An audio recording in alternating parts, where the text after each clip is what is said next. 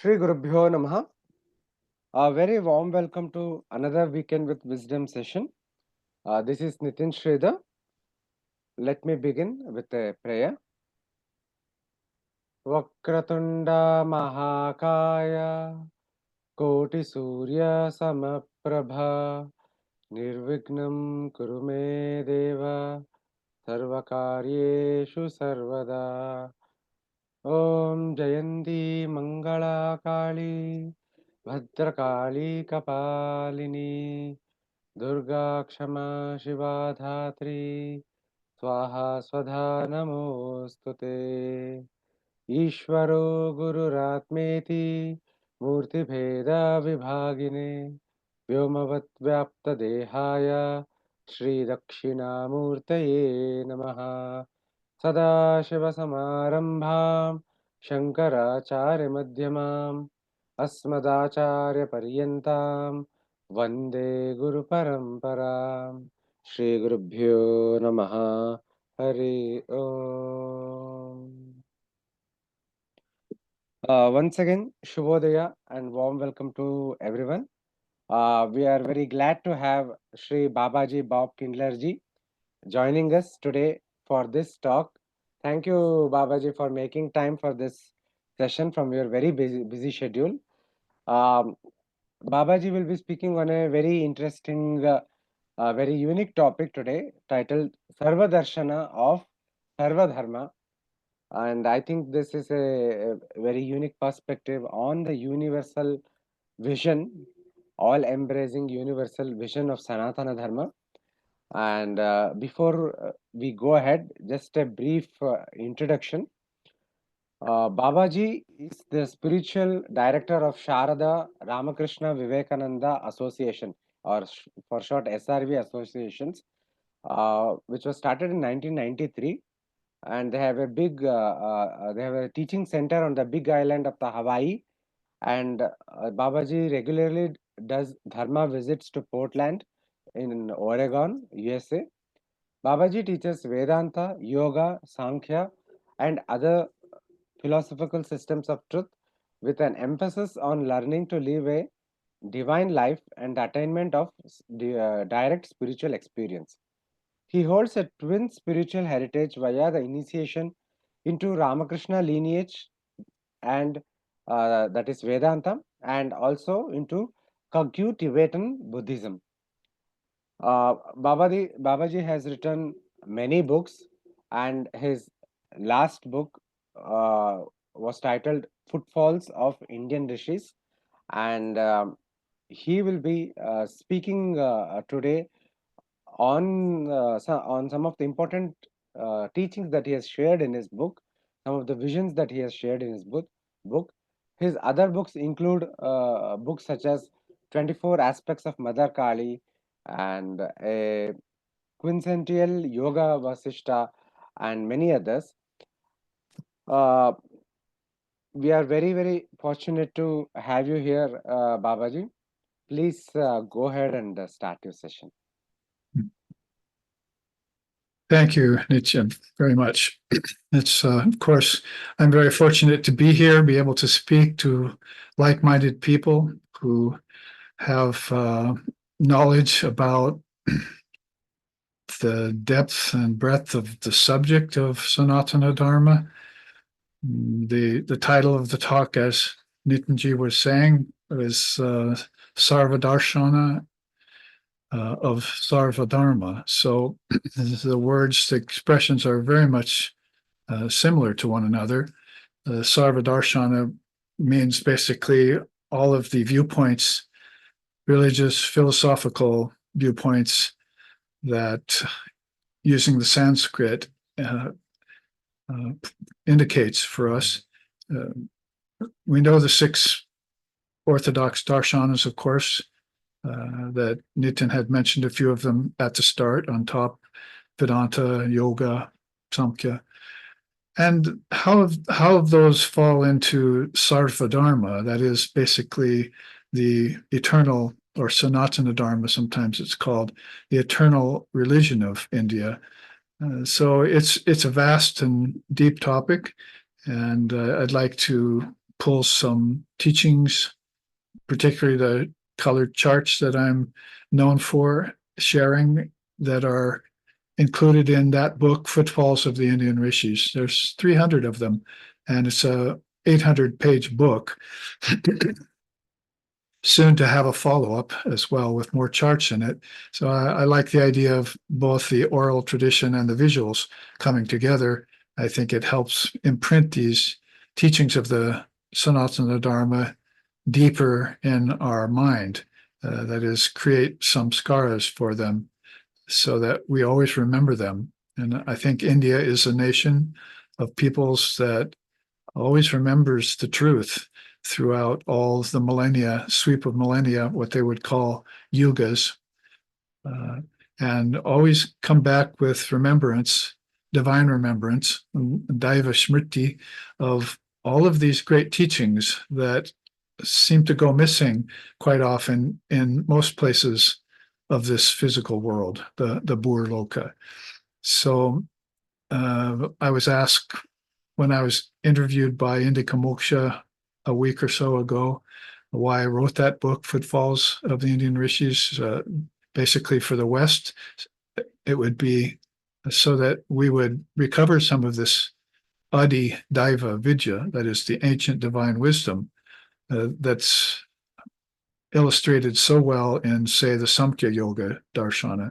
We had a whole weekend seminar on that last weekend, and we're joined by several people who were able to drink in that ancient divine wisdom, which parts of it, if not all of it, are missing in Western understanding and Western philosophy.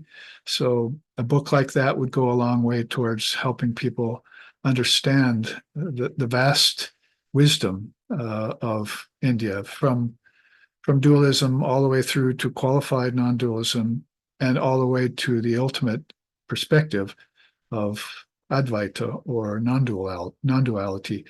And then I wrote it for India too. I'm a long-standing initiate into the Ramakrishna order through my teacher, Swami Asheshanandaji Maharaj, who was the last living monastic disciple of Sri Sarada Devi. So I spent time with him as I was a young man, and he was always giving me transmissions of these Sanatana Dharma teachings. So therefore, when I compiled this book of 800 pages with 300 charts, which can be had in either one volume or two volumes, I put all these teachings in it for the West and the East. And for the East, it was pretty much just a reminder of how deep the tradition goes. And one of the deepest facets of the tradition is what I want to speak about today, and show you a few instances of these teaching charts that help show the vastness of Sanatana Dharma. And it has to start from an open-hearted and open-minded perspective, which accepts the essence of all religions to be true. And this was a key feature of Sri Ramakrishna Paramahamsa, who is my Ishtam, and his divine consort, Sri Sarada Devi, and of course the great soul you see behind me, Swami Vivekananda, who is you might say, the wisdom child of those two, who came to the West, the Parliament of Religions, in 1893, and began to school us on some of the deep aspects of these great teachings from Mother India. So I'll be sharing some of the wisdom of that. Like I said, the open-mindedness, the open heart that you have to have is going to have to go beyond conventional ways and means. By conventional religion, we mean that religion that's sort of narrow and stuck in one place. Maybe it still has himsa as a part of it. That is, it will go to war to prove its point, whereas India is always resting on that ahimsa tradition, the yama of yoga called ahimsa, which forbids that kind of violence. So in that way, we can make a start into the profundity of the Indian Darshana, that it would start on such a premise as ahimsa. So that would begin to get rid of the tendency of people who are involved in conventional religion to be infighting with each other all the time. Not only will they be fighting with other religions, they'll be fighting with each other and debating, although debate's not that bad, that when it comes to physical violence, to try and prove your point. Then it was like Sri Ramakrishna said, everyone thinks their own watch keeps the correct time. But he went on to explain that only the sun keeps the correct time. So you should be checking your watch with, say, a sundial. If the sundial of Brahman or absolute reality is not available to you, then you can check it with the spiritual guide. He's got the watch, the guru, the ishtam, the acharya. They've got the right time as far as harmonious universality is concerned. So that word has come more prominent now, universality, since we saw the birth of Sri Ramakrishna Paramahamsa, because one of the facets of his advent to earth has been the bringing of this universality. That is, that he had visions of deities, not only in his own tradition, but from other countries too. A vision of Jesus. So this begins to suggest to us that we should have this Samanvaya Mahacharya, this great teacher that brought together all these different traditions in his own life, is sort of a new facet or a fresh facet of Sanatana Dharma, so that it doesn't become narrow in its own way of thinking only, but it begins to expand out. We already know that Sanatana Dharma, if you use the term Sarva Darshana, which I'm using, it has many, many views and paths inside of it. Yoga would be a good place to start with that, because there are, according to Sri Krishna in the Bhagavad Gita, Tatur Dasya Yoga, that is the 4 yogas. They were a teaching that was given far back then in Sri Krishna's time, in an earlier yuga. So when we look at the Gita, we come upon that Chaturdasha Yoga as being that synthesis or integral yoga, they're calling it in Sanskrit, Purna Yoga, that is able to afford a four-sided view, if you will, of a person's practice and realization. So all of us, as Vivekananda had said, are an admixture of being studious, being contemplative, being active, and being devout. So those are these 4 yogas, basically put in English terms. Studious means Jnana Yoga. You want to study the scriptures and glean the essence out of them, extract the essence, like sesame oil in sesame seeds. You have to go very deep and extract the essence out of the scriptures. And then contemplative means Raja Yoga, basically. It's the yoga of meditation. I'll show you a little bit about that from a chart in the book next. And then there's a yoga called Karma Yoga, which everyone's, of course, always engaged in. It's just a matter of whether we can do it selflessly or if we fall into the trap of selfishness, and how that affects karma action and how that affects karma that we derive from good, bad, and mixed actions is also a great study to have. And then, of course, the 4th yoga, Bhakti. What order these 4 yogas come to people is all due to their past lifetimes, their samskaras, their karmas, and their temperaments. And that's why we need to know about the 4 different kinds of yoga. And hopefully, as Vivekananda wanted, make ourselves many-sided rather than just one-sided. So I can show you a little bit what I mean by showing you these 2 charts coming up that you can look now, which are in the Footfalls book. And one of them cites the yoga of action and inaction. Now, the imagery that I'm using in that is that of a bird. That bird is here in Hawaii. It's called Koa e Ula bird. That's the Hawaiian name for it in Hawaiian language. So there you see it there, and below you see the cliffs of the volcano we live on, and the ocean waves lapping at the shores. And it's soaring high in the sky. And the interesting thing about this bird is that it never comes to ground.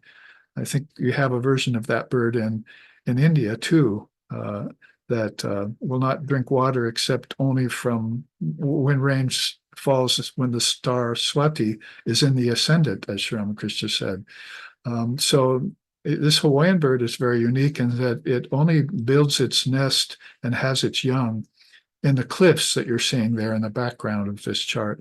And then it will never come down to lower elevations. So this would be significant, symbolic of a great soul who keeps consciousness very high and doesn't let it fall into earthly concerns and worldly concerns.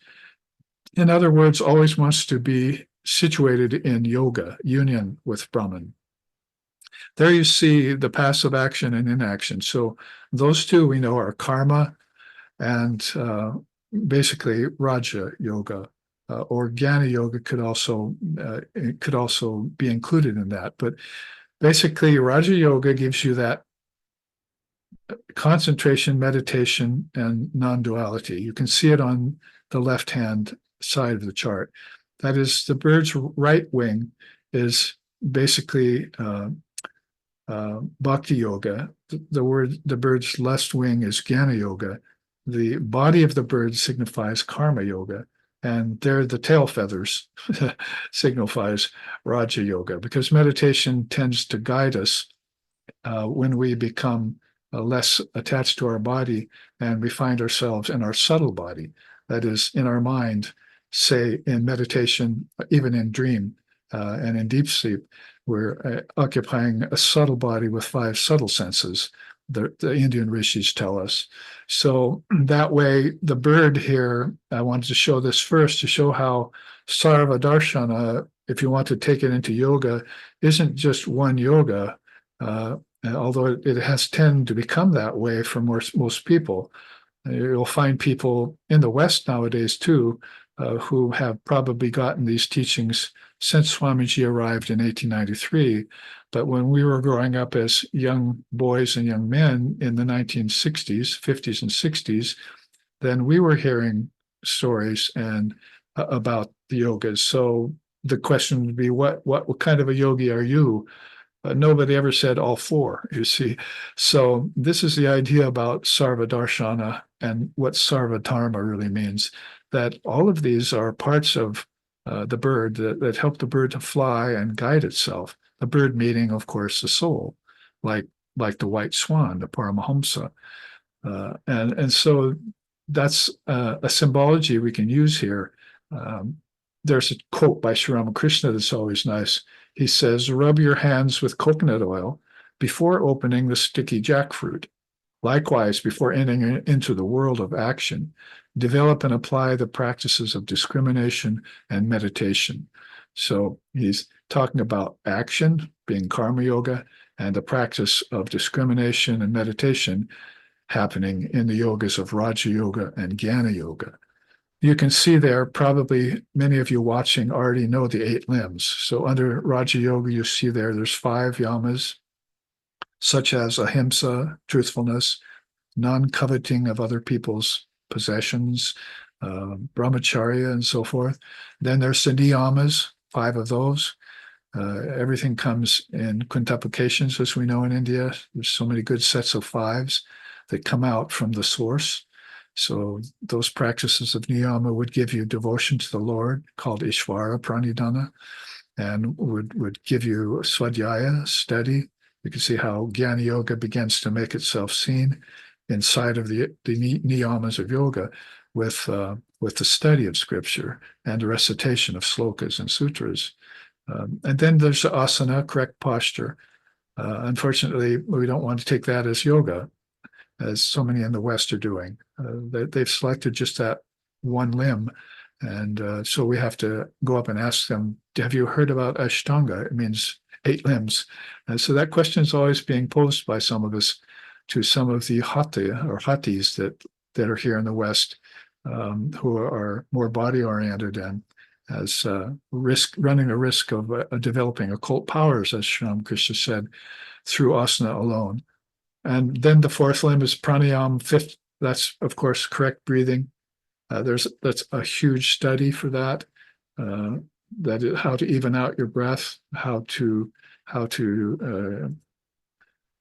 connect your breathing to the mantra, and how your in-breath and held breath and out-breath go across the board with waking, dreaming, and deep sleep states of consciousness. There are charts I could show you in the book that go into depth about that too.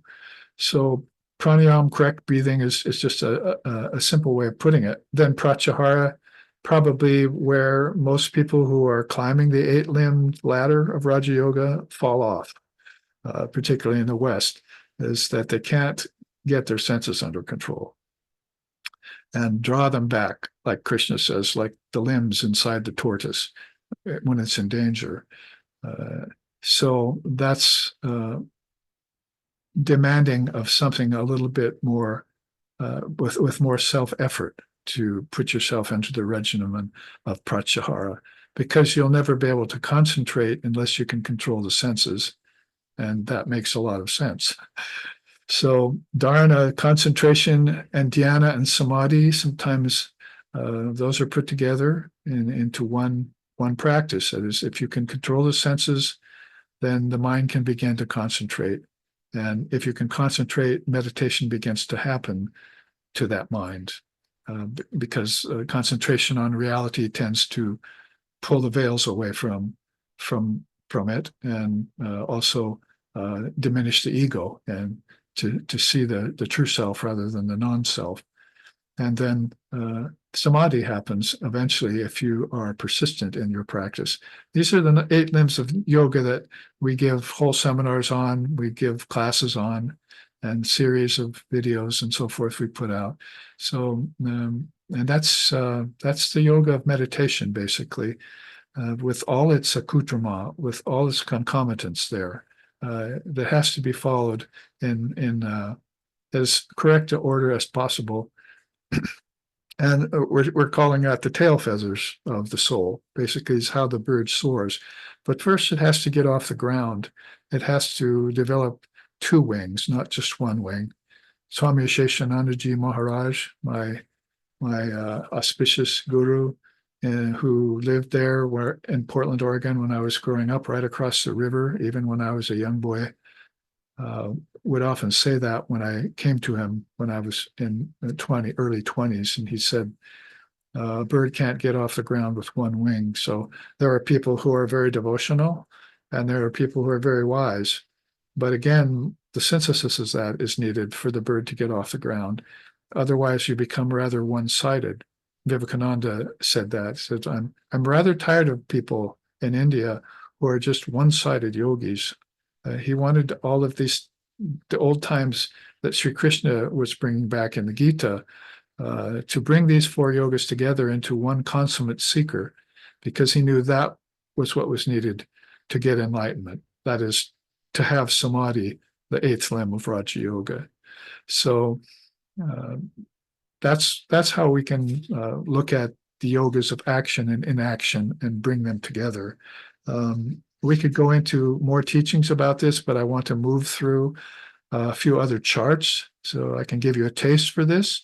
So you can look at in the book, or look back on this discourse and see more of the teachings as they're shown here.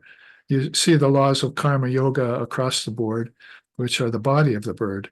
Do it without desire for results. That's a very hard one for most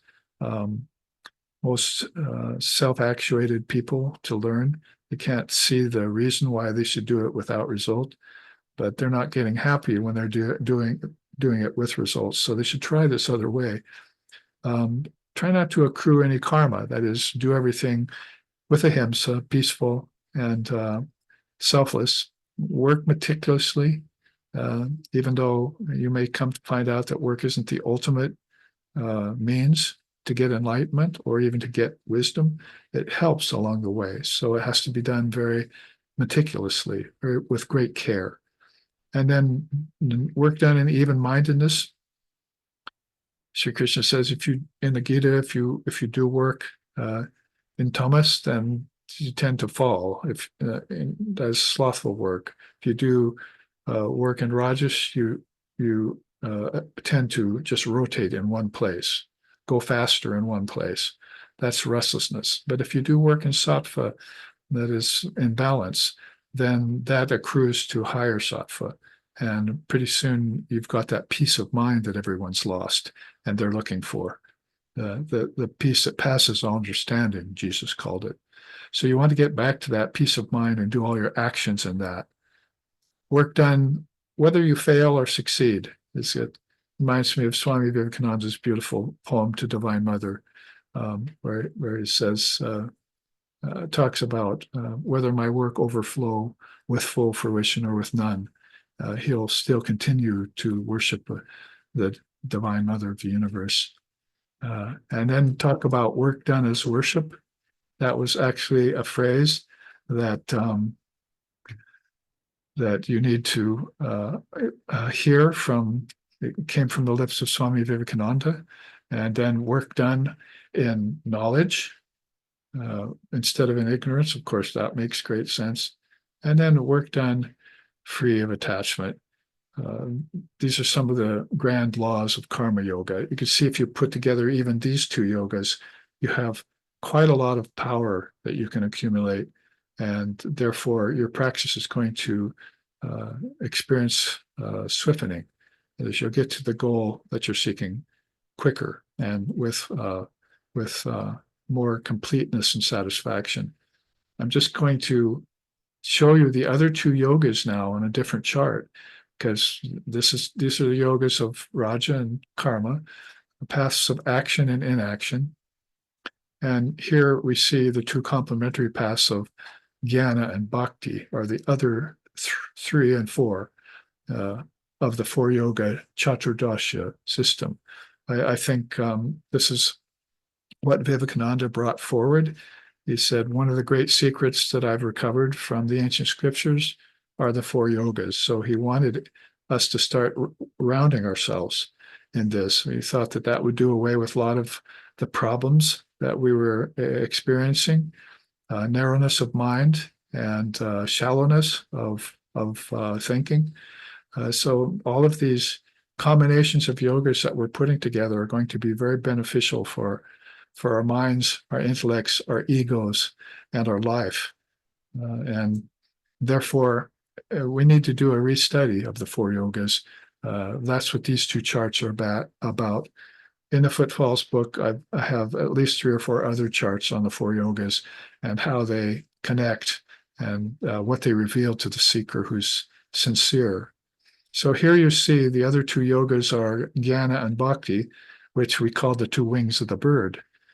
This bird has no problem flying because it has that knowledge of the truth that exists in everything. That's Jnanam. Jnanam's known for discrimination between the real and the unreal, or if you want to put it, between the essence and the non-essence, between the changing and the unchanging. As Jesus put it, between the wheat and the chaff, you must filter them out. So we have in other traditions, as well as India, Sanatana Dharma, we have these teachings that come forward that present to us the import of filling ourselves with what we call divine mother wisdom in India, from Saraswati Devi herself, the deity of wisdom. We have to go to her. Sri Ramakrishna used to say, I don't know where the wisdom I have comes from. I know that Saraswati sits in my throat, she speaks, and my words come out. So you can see not only how egoless that is, but how aware it is of the source of wisdom. We need to avail ourselves of that. I've found some very beautiful um, statements on that kind of deep wisdom in Judaism, for instance, and other wisdom traditions, who think about the Divine Mother, even though she's not pronounced very much in the scriptures of other religions, or even that much in India. She tends to be very in modest veil, they say. Lajja Patavritti Nicham Sharda Jnana Daike. She's in the background of things. But that background is wisdom, and we want to make sure and bring it forward. If you complement it then with bhakti or devotion, you can see what a great combination that's going to be. There you see Swami Sheshananda, my teacher, my guru, says above, Jnana and bhakti, wisdom and devotion, are like the two wings of a bird. A bird cannot fly without two wings. Therefore, O Divine Mother, grant us pure love, pure knowledge, and pure devotion. You've probably heard him say that dozens and dozens of times about the two wings of the bird. So you could see that he was following Swami Vivekananda's influence and behest to bring these out to Western people when he spoke in front of us, and also bring out the other two yogas and show them as a composite package. There you see the other two are listed as the tail feathers and the body, action and inaction, or karma yoga and raja yoga. It's interesting, and just to spend a minute or two on how these two yogas became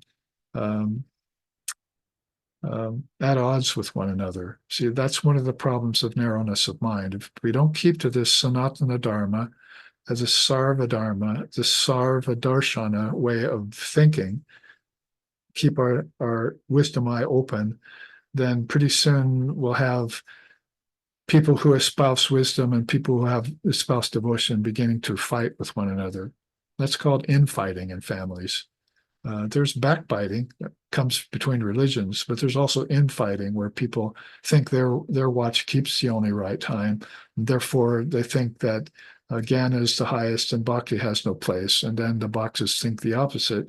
And of course, this is counterproductive to what we want. We want a integral yoga, a synthesis of yoga, a purna yoga, a combination of Chaturdasha yoga. It's been there from Krishna to Ramakrishna. So I probably should say from Rama to Krishna to Ramakrishna, teaching these four yogas. So I did some thinking about it, and just as a matter of an inner smile, I like to put it this way. In Jnana Yoga, you study the Shruti, non-dual scriptures. But in Bhakti Yoga, you're studying the secondary scriptures, like the Puranas, the Smriti and the Itihasa, stories about the saints and seers and the teachings they gave and so forth. Back to Jnana Yoga, they're always contemplating the unity of Jivatman and Paramatman to remove the differences between the two so they can have that non-dual samadhi. In Bhakti Yoga, they have the sweetness of Nara Lila, that basically how man sports in the form, how consciousness comes and takes on a form. So you can see which one am I going to choose here? It seems like if both of them are true, they should form a very great synthesis where I should be sporting, my consciousness should be sporting in the form, but it should also be aware of the formless nature of my soul.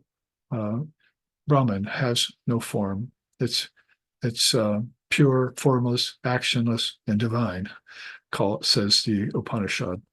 So we want to be able to look at everything and see God in everything. We also need to be able to put things aside or behind us and have that vision of God with in formless reality.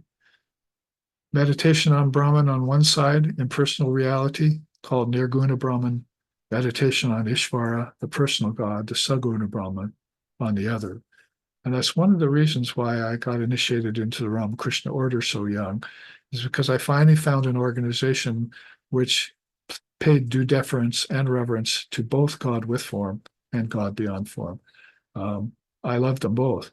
Sri Ramakrishna used to say, I have my father on one side, my mother on the other. Which one do I choose?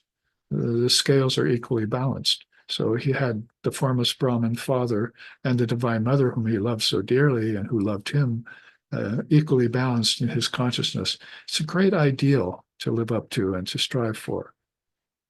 Then you see karma yoga comes in. The Gyanis perform action as detached witnesses because they know their world is dreamlike and changing. But the bhaktas will perform all action as sacrifice, as an offering to the Lord. So these are some of my own ruminations on how even a yoga such as karma would be dealt with inside of a Gyani's consciousness or a bhakta's consciousness. And the final one there is, I think it is, recitation of the mantra in line with meaning and insight and willpower is going to be used by the Gyanis. For instance, in the case of the Mahavakyas, Tatvamasi, which we started the whole show, the first words we saw when we started this show was Tatvamasi, one of the great Mahavakyas. So the Gyanis are going to treat it like that. On the Bhakta side, you're going to see that recitation of the mantra in line with love, empathy, and self-surrender. So here you have meaning, insight, and willpower on one side with the wisdom knower. On the other side, with the lover of God, you have love, empathy, and self-surrender. What a great combination that would be if we could bring it together inside of ourselves in one grand soul, like the way we saw beings like Sri Ramakrishna and Swami Vivekananda, and Shankara and Gaudapada before him, and Krishna and Rama before them, and Kapila and Vasishtha before them. So all of this has come to us in this Sarva Darshana way. You see all these ways of seeing it. And I want to get to that next. Let's go on and look at a nice symbol that I found that can help take us beyond this ideal of bringing just four yogas together and show us how this works with the different darshanas in India. So darshanas, we know that there are six orthodox ones, Yoga, Sankhya, Vedanta, and Mimamsa, the other Mimamsa, and Nyaya and Vaisheshika. These are the six orthodox darshanas that everyone follows if they're based in Vedic religion. And then there's some unorthodox or non-orthodox called Gnostika darshanas, like Buddhism and Jainism and so forth, which are also followed by millions of people and which also have a lot to offer us. So we don't, just because they're called orthodox and non-orthodox doesn't mean that we should take one and discard the other, because then we're not following this new ideal brought to us by Sri Ramakrishna, that all of these have come from the ground of India, have sprouted. So let's show this chart on, and we'll get a greater look at what I'm talking about here. We'll show the whole thing first so you can get a kind of sweep with one vision. It's a great meditator there, you see, shrouded in everything, temples, mountains, rivers, and all around him.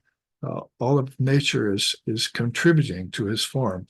But we've taken this image and assigned these different darshanas and these different perspectives of India to it. Maybe to get a start, we'll read what Sri Ramakrishna says about this. He says, "The eternal religion of the Rishis has been in existence from time out of mind. The Sanatana Dharma contains all forms of worship of God with form, and worship of the impersonal deity as well. It contains all paths, path of knowledge, path of devotion, and so on. Other forms of religion, the modern cults, will remain for a few days only and then disappear. The Sanatana Dharma declared by the Rishis will alone endure." So of passing and changing things, those narrow-minded beings that cling to inferior ways of separation and division are not going to get the benefit that you get when you study what happened to, say, India, Tibet, China, Japan, in the case of Zen. that they got from what India grew in its garden of philosophy and religion. It was in fertile soil. It got watered by the wisdom from the Divine Mother herself, and it got expanded by the avatars, and it got expounded on by the Trinity, Brahma, Vishnu, and Shiva, through countless millennia of time. From time out of mind is the expression. So if we look at this, it gives us a better idea what we're talking about when we say Sarva Darshana of Sarva Dharma. There you see the darshanas and pathways listed there on the left-hand side. Shaktism, Divine Mother; Vaishnavism, worship of Ram and Vishnu through Krishna through Vishnu, his manifestations. Shaivism, Buddhism is one of the non-orthodox from the soil of India. Ganapacha, the elephant-headed god. Jainism, which went back at least 2,500 years before Lord Buddha, who was 2,500 years before Jesus. So we see that these, if you say Jainism, it's not listed as one of the 6 darshanas, but who isn't going to have great love for and great appreciation for 24 teachers in Jainism that lived completely in a nonviolent way for centuries and centuries and centuries, and really proving that ahimsa is the very ground of existence. You have to be nonviolent in order to approach something as beautiful as universality of all religions, and to be able to appreciate the other darshanas as deeply. So, and in Saurism, of course, worship of the sun god. Rashmimantam, Samudjantam, Devasura is one of the first gods that come out of the Rig Veda, chanting to him. So that's going to be, of course, more than just a golden orb in the sky. That's going to be a deity that was there at the beginning of each cycle of time, shedding its light, as they say, on devas, asuras, men, animals, insects, plants, all the time. As we say sometimes in the West, the sun shines on saint and sinner alike. So that kind of path, of course, is needs looking into. Basically, that's just pretty much 5 of these sampradayas, or ways of paths of proceeding. And there you see in the lower left-hand corner the 4 yogas listed again for us, and right there in each of their corner: karma, raja, bhakti, and jnanam. In the middle of all those, nicely put, of course, is Advaita, because India's strand, Sutradhara, that has woven itself through all of these and kept them all together, is a non-dual strand. And that can be understood more by studying great non-dualists like Gaudapada and so forth, with his Karaka of the Mandukya Upanishad. And then you begin to develop not only a little bit of knowledge for non-duality, but actually kind of a taste for it, because most people don't think about formlessness. In this world, particularly the physical world, or the Burloka, the body is everything to them, and their lifestyle and their jobs and so forth, to such an extent that you can forget about things that are so important, like Advaita. But you can also forget about religion, which is an unfortunate thing, or the religions can start infighting with one another. And then that's, of course, not a good reflection of religion at all. And unfortunately, here in this Burloka, a lot of that is happening. So all we can say is Shanti, Shanti, Shanti. May more peace come to Bur, Bhuva, and Swahar Lokas. Some of us are here to ensure that it does happen.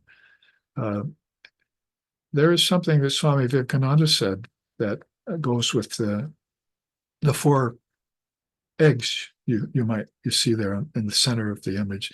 Basically, at the bottom you have Sankhya, the body, and then yoga, the energy, then tantra, the heart, and then Vedanta, the brain. So Vivekananda made reference to these. As you see there, basically 3 of the orthodox darshanas plus Tantra.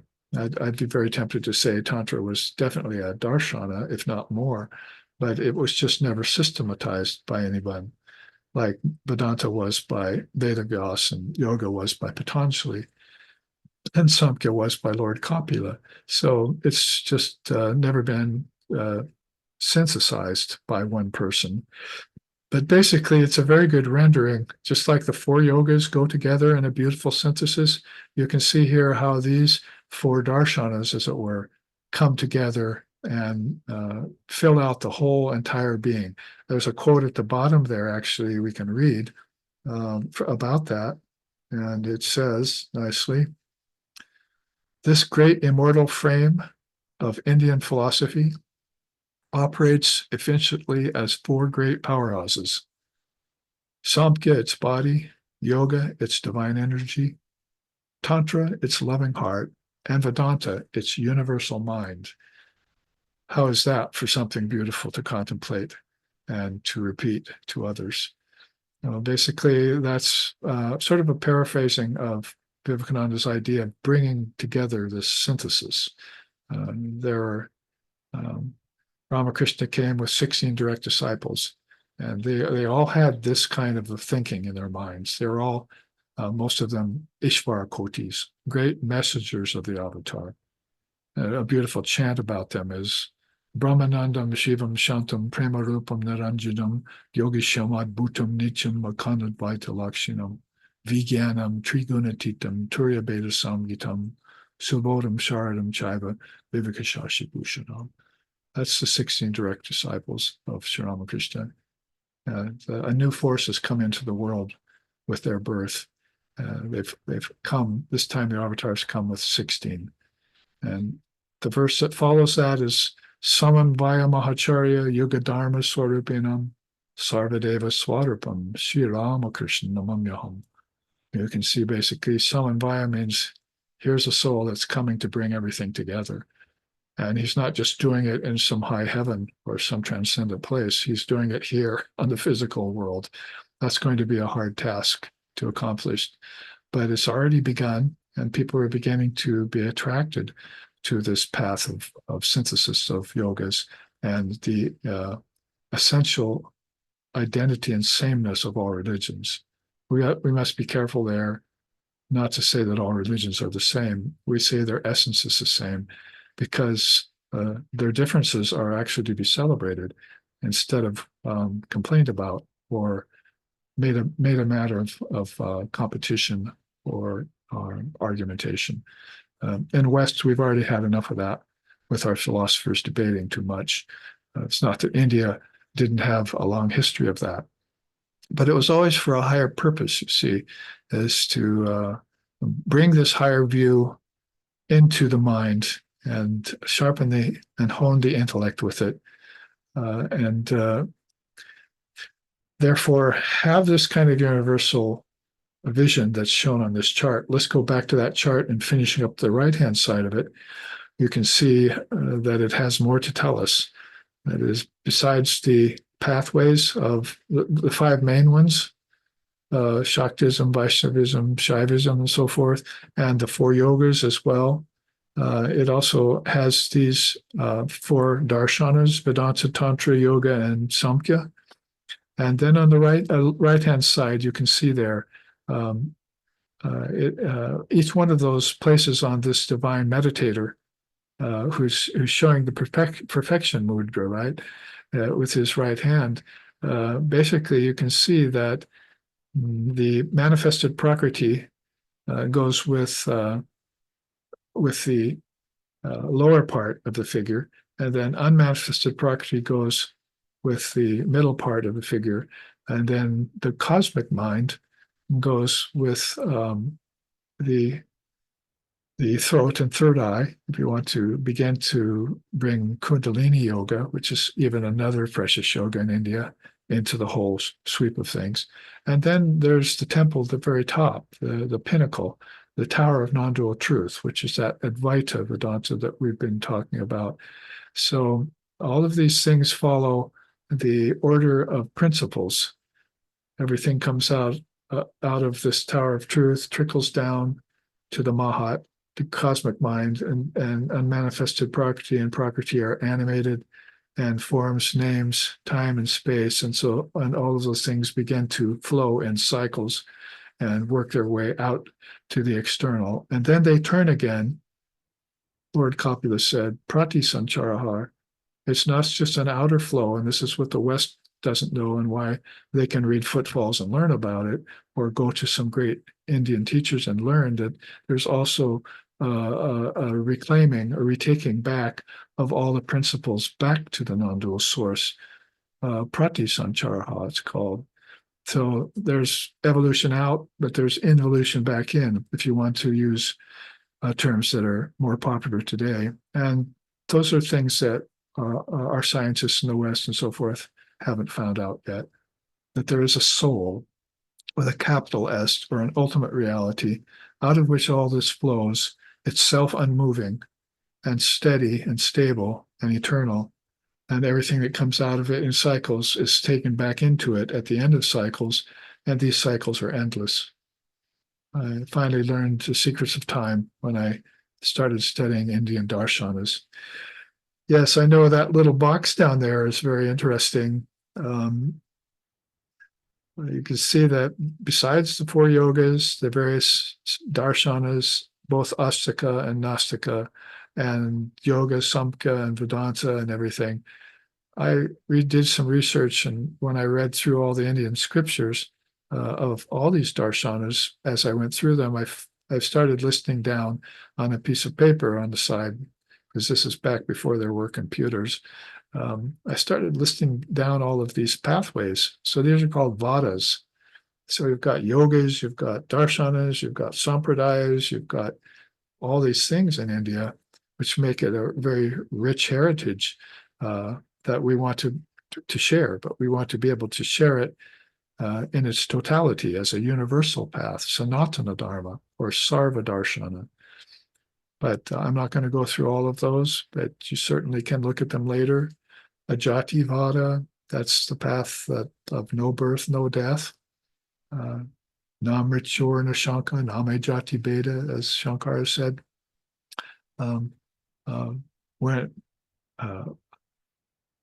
How can I die when I was never born? Would be a way of saying that. So it's the path of those who are ajati, not just jati. They know that the soul is never born, never dies.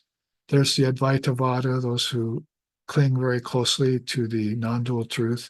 Atma Drishti Vada, those who see the Atman inside of themselves very clearly. Ekanta Vada, those who follow the path of the path of the alone to the alone, you might say. They go solo to it. Shunyavada, the path that proposes emptiness. And we can go on with all of these. Some of them are non-dual, some of them are qualified non-dual, that's called Vishishtadvaita, and some of them are dual, Dvaita. So they all fall into a kind of threefold division like that, but they all have something very beautiful to offer. Like I'm looking at Drishti Srishti Vada right now. That is, they say the world is not real, but this path says it's real as long as the seer sees it. And then as soon as the seer doesn't see it anymore, like in Samadhi, it might as well be unreal.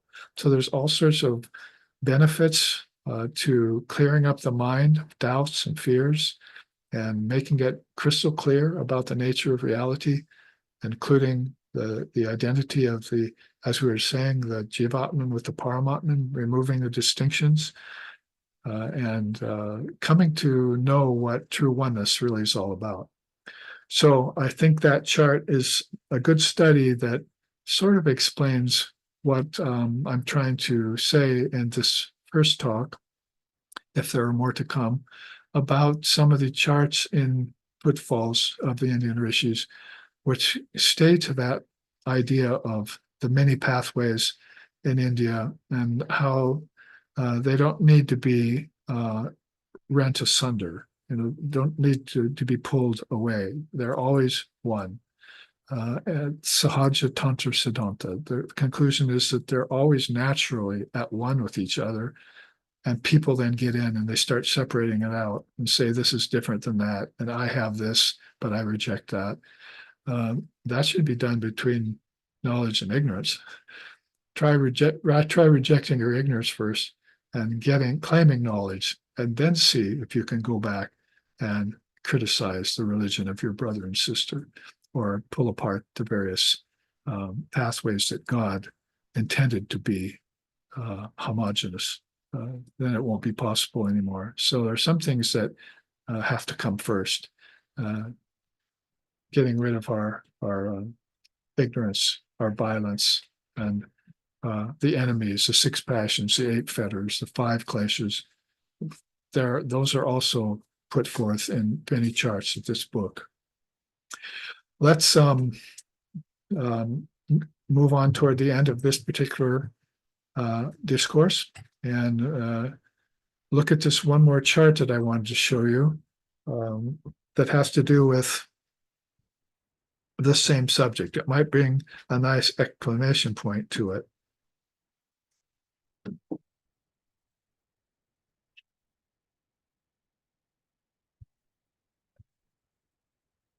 And that's this chart on the Darshana. Basically, there have been thinkers along the way of India's deep romance, if you want to call it that, with truth and philosophy and its companion. It's the other wing of the bird, this devotion that's supposed to be brought into everything. That is, the philosopher has to have that devotion to truth. So there's where bhakti goes together so nicely with jnana. And the bhakta has to be very interested in truth, so that this unfulfillment that comes from not always experiencing divisions goes away. That's called beyond Leela non-separation. You see, Sri Ramakrishna had darshans with Sita and Ram, had darshan with Krishna and Radha, had darshan with Shiva. He was very deep into the deities.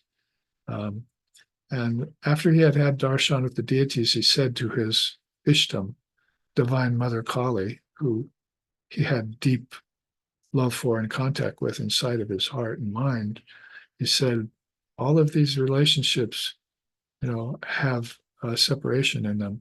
Can you show me a state where there's no separation? So this is a great soul having the Leela, the play and sporting going on and everything, all of a sudden wanting to have all the divisions removed. And the hailstone finally just falling into the ocean and dissolving there.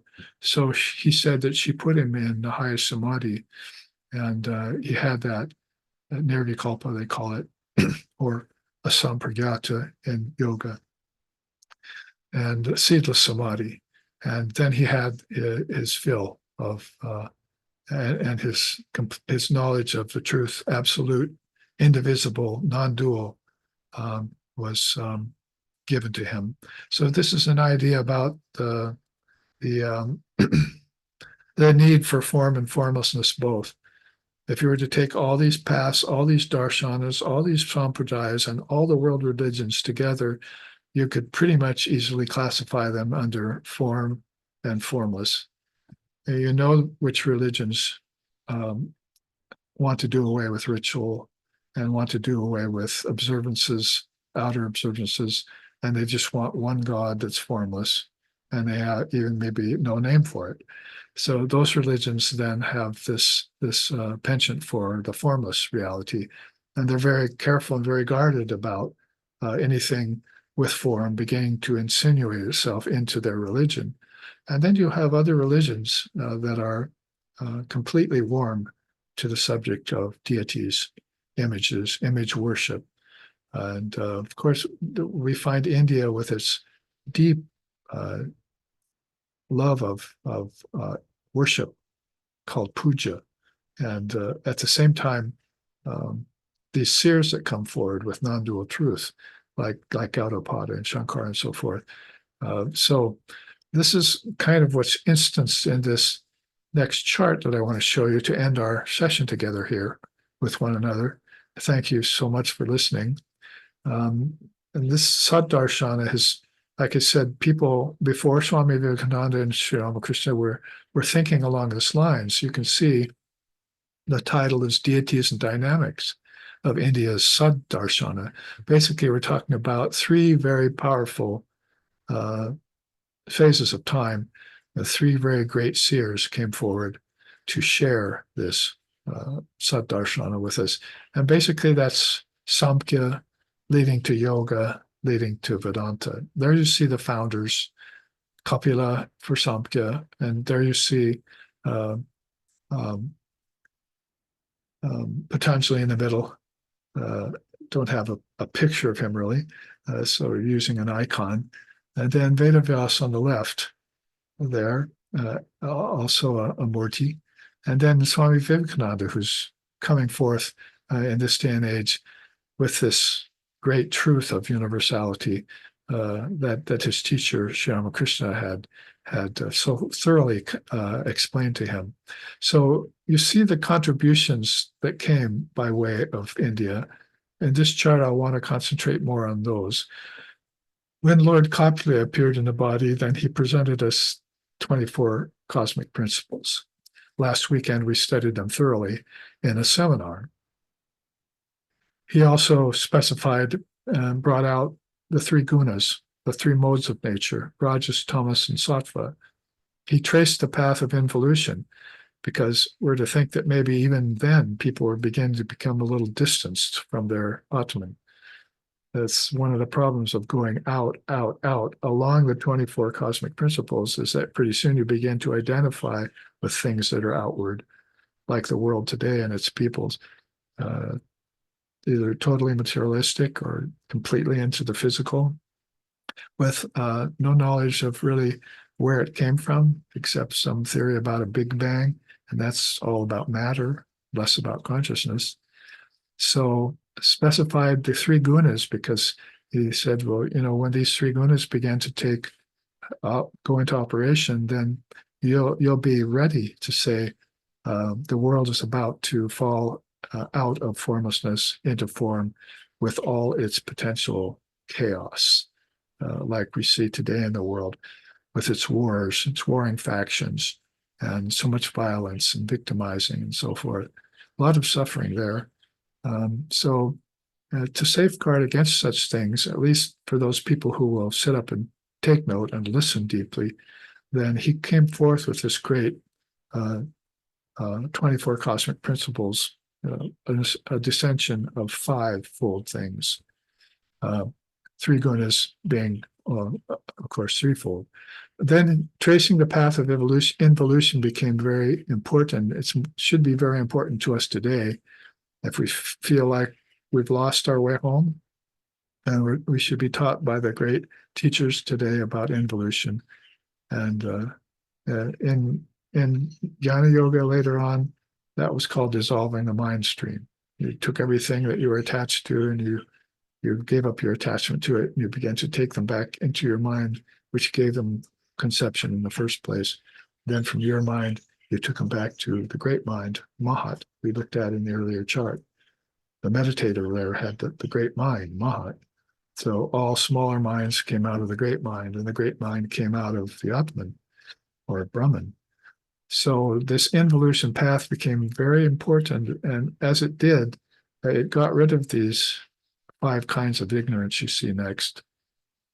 And those are called kleshas in yoga. So you can see how Patanjali picked up, even thousands of years apart from him, most likely, picked up on everything that Lord Kapila taught and put it into the Raja Yoga system of the 8 limbs. So 24 cosmic principles slimmed down and concentrated into 8 limbs, and then put forth later as the Advaita Vedanta of the Vedanta Darshana.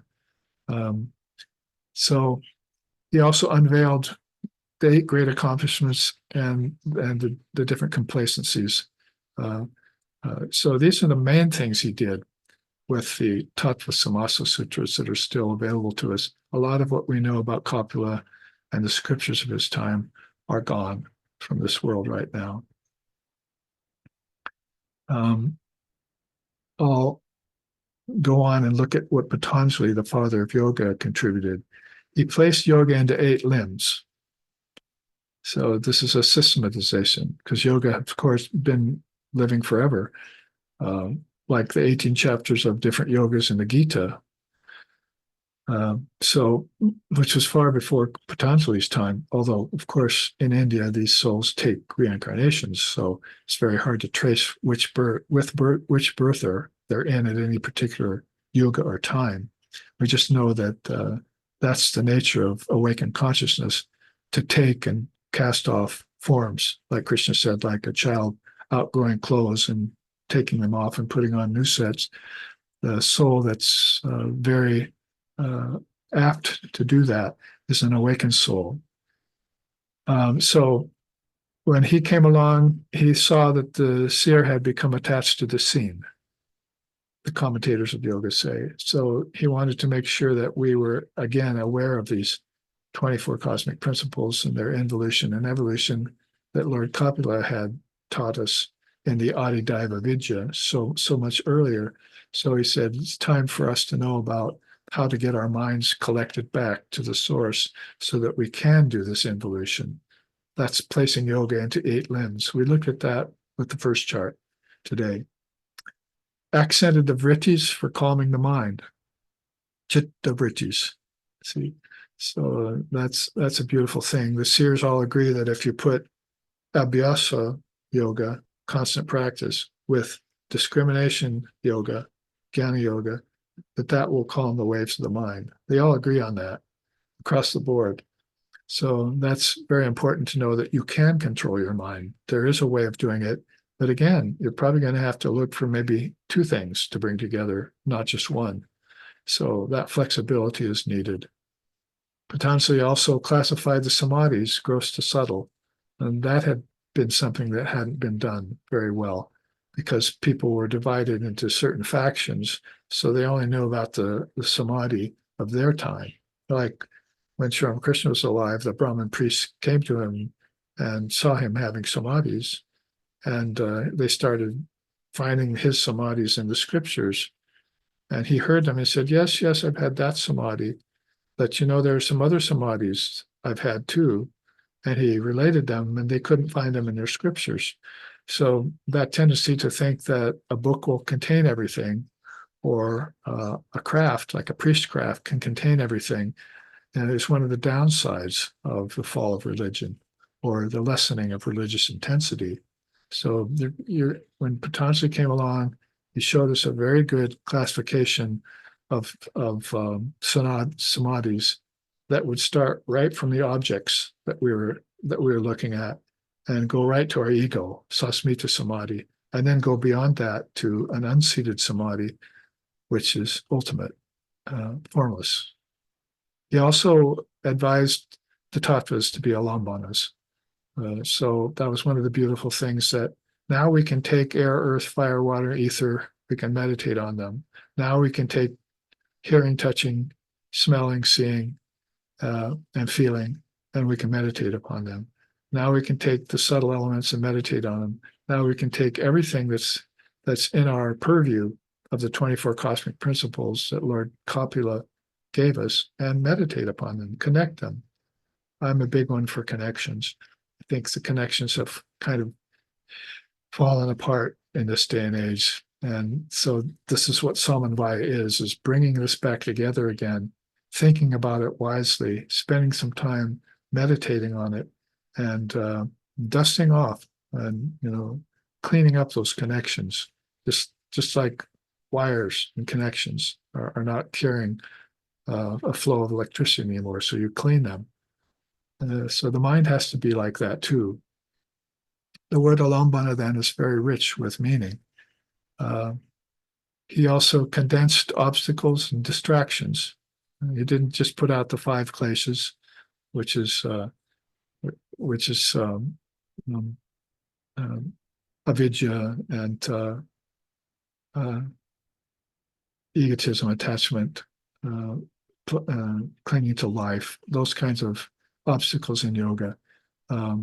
He also put out the 9 antarayas, talked about distractions to yoga, and he classified them in 4 levels of the body, of the energy, of the mind, and of the intellect.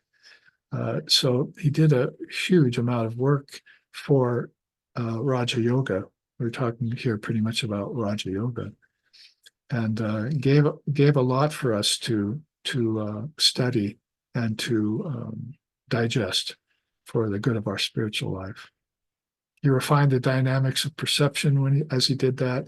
He cited types of mind and methods for mastery.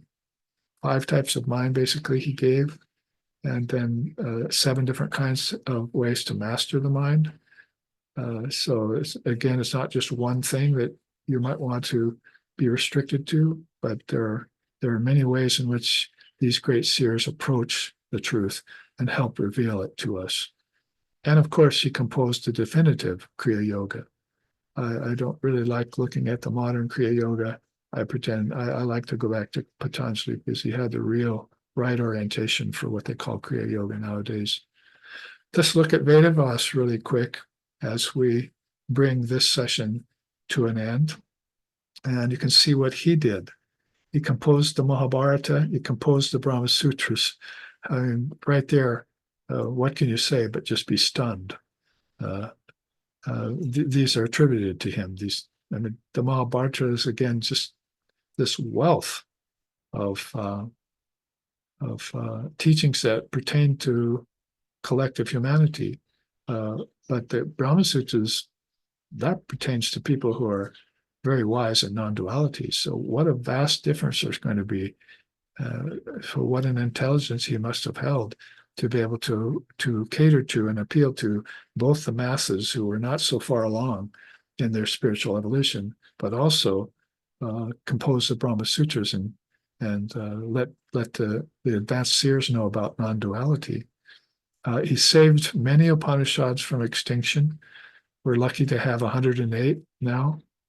There probably were much more, and sort of makes an old philosopher's heart pine to want to recover those and read them and study them. But basically, we have enough on hand from what he saved for us to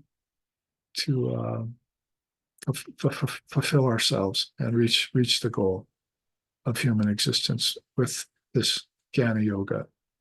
And then classified the Upanishads into 4 Vedas, made a kind of final distinction with those. So we know where each Upanishad came from which family it came, which rishis were there, and so forth. He formulated the 18 Puranas. There again, you might as well just insert those up there between the Mahabharata and the Brahma Sutras as another 18 facets which he opened up to people. And then he composed the Srimad Bhagavatam. So as if that weren't enough, he finally commented on Patanjali's yoga. And if you're interested in darshanas like this, and the Sad Darshana particularly, you're probably going to want to go and see what Vedavyas said about Raja Yoga, Patanjali's yoga. One of the things about this, from Kapila to Patanjali to Vedavyas, is how they concurred with everything the other put down. They didn't come to start a new system, and then put their name on it. In fact, of all the darshanas, Patanjali is the only one who has his name on it. They call it Patanjala. That's because he was so revered for what he did in that day and time, I would think. But basically, all of these beings studied what went past, the deep past, meditated on it, found the wisdom there, contemplated it, put them into their way of saying in that age they were presently living in. And this is how Footfalls of the Indian Rishis move along. It does so in steps like that, from great soul to great soul. And so in this chart, probably good maybe to read Swami Vivekananda's, since he's there, he brought non-duality into prominence, resurrected the four yogas in this age, rescued seekers from irreligion, promoted status of women as Shakti, presented authentic yoga to mankind, spread India's wisdom beyond its borders. That was a first, generally speaking, and awakened humanity to its divine nature. So this is a great soul who was in action, you might say, and really brought all of what Kapila, Patanjali, and Vedavyas had so finely wrought in philosophy and in spiritual life, and was bringing it to us now fresh, and we're able to benefit by it, and we're still beginning to benefit by it more and more by uncovering what these great souls have left for us and are waiting for us to synthesize and integrate for the highest benefit to all of humanity, to all religions, and to all the darshanas. So this is probably a good place to bring this first talk of mine to a close by showing you at least 5 charts from the Footfalls of the Indian Rishis.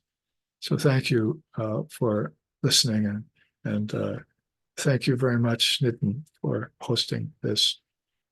Thank you very much, Babaji, for a very wonderful and a very graphical presentation.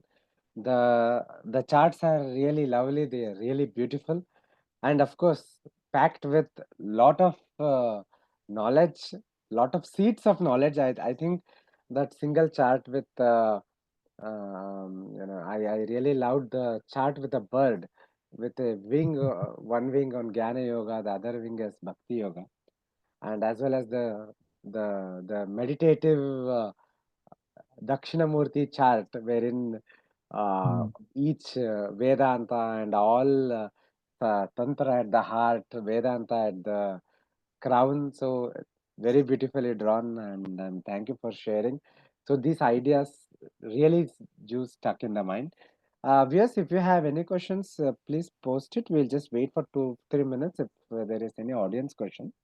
Now, Babaji, one question that I had in mind, I think you made a very important point that when it is said that Sarva Dharma and Sarva Darshana, Sarva Dharma, etc., it does not mean a homogeneity. It does not mean wiping out of diversity, but rather it is recognizing the underlying abheda, underlying universal reality, which is actually upholding all different manifestations. So can you shed more light on this idea? I remember recently listening to one of the lectures by Puri Shankaracharya here, who also mentioned this idea about how Abheda is at the heart of the Bheda, and the it is through the Bheda we navigate into Abheda, and they are both equally important. So please do share your ideas further on that. Well, in the limited amount of time we have, and of course, staying to the point, maybe use an analogy about would you deny rivers to flow to the ocean? I mean, there's a natural connection between the ocean and all the rivers that flow into it. So if you were going to say that only these religions can flow into the soul and these can't, then you're kind of stepping away from that and transgressing that law. That all religions come from the source and return to the source, just like rivers do in the case of the ocean. I think you can find analogies like that right in nature, like, say, the Avadhut does. The Avadhut is a really great soul who can look into nature and find these wonderful analogies that refer to profound truths like that. So they're made easier to understand by people. Again, what we want is this, want to do away with is this infighting in religions. I mean, I remember my teacher used to say when people would maybe criticize about universality that he talked about and how religions can't come together, he'd say, well, that has to change because basically Christians, he was talking to Christians, And the Protestants and the Catholics had been warring for some 800 years at that time. So, it's not just one religion warring against another religion. So inside of that religion, they can't even agree.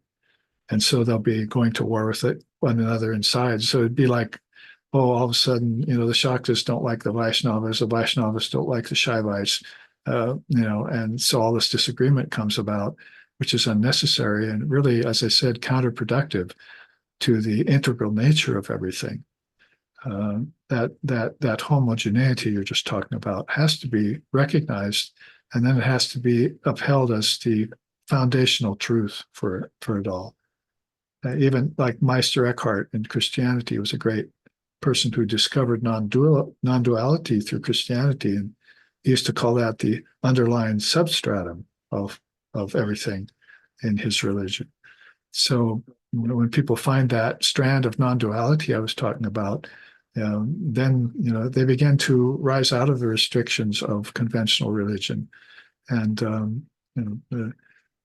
at that point, then that's where you see the makings of great souls like Kapila and Patanjali and Vedavyas, Swami Vivekananda, Shankara. I mean, those are great beings that went beyond into the formless reality. I think one fundamental difference perhaps would be in the experience of religion in the Western civilization and its experience in India is quite different in the sense that what is called as formal religion in India, it was never a problem. It is actually the former religion itself which embeds within it the non-duality. It's a path to non-duality. So I think there is a fundamental difference how former religion is perceived also. So that also comes into play the how we see diversity versus homogeneity. While non-duality at the highest level is the ideal, is the goal to reach. But at the Vyavaharika level, as the Shankara says, in Vyavaharika level, Beda is there, and that has to be protected and nurtured and flourished. So that is the playground of Shakti. I think that is a way to look things, is what I feel. Yes, it's very beautifully put. We have not received any questions, Babaji. If you have any final comments, please to share with our audience, and then we'll conclude.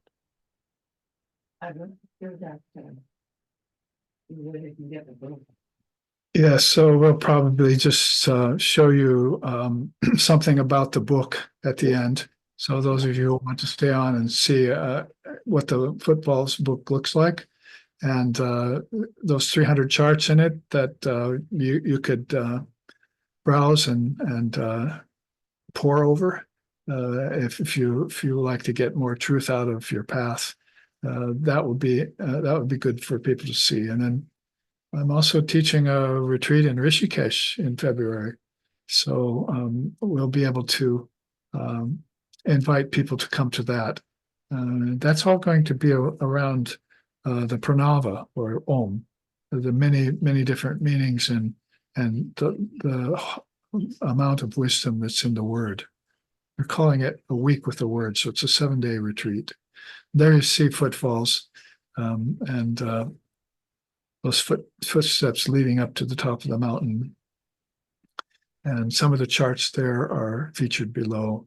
There's one on Kundalini Yoga and the 8-limbed yoga and so forth. So yeah, there's 300 of those color charts in that book of 800 pages. So that's something that we'd like to make known to people.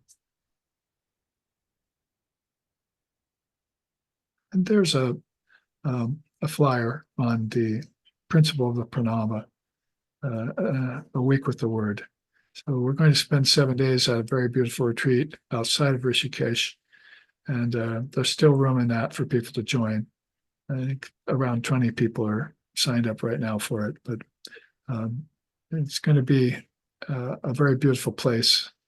When I found out about it, I heard from was reading about the direct disciples of Sri Ramakrishna, and one of them had said, Rishikesh is a very beautiful place. This is back in the 1800s. In this place is where Vedavas taught the Vedanta to 60,000 people. So after I had made that retreat arrangement, I thought, wonderful, we'll be able to go up there, a few of us, and study the Vedanta in a place where Vedavas himself had taught 60,000 people. So that was something that came to light too. There you see some pictures of the place. It's called the Sarada Ramakrishna, named nicely after the Divine Mother. So all of that you can contact us for, and we can give you more details. Thank you very much, Babaji. Uh, I'm sure many will make use of this wonderful opportunity to have the satsanga with you and at Rishikesh. Thank you again for this wonderful talk on a very important topic that is necessary for contemporary times we are living in. So thank you very much, Ma, for making time with this. Thank you, Nitin. Namaste. Namaste, Babaji. Viewers, with this, we come to a conclusion of this session. Let me conclude with a prayer. Gurur Brahma, Gurur Vishnu, Gurur Devo Maheshwara, Gurur Sakshat Parabrahma, Tasmai Shri Gurave Namaha, Shri Gurubhyo Namaha, Hare Om.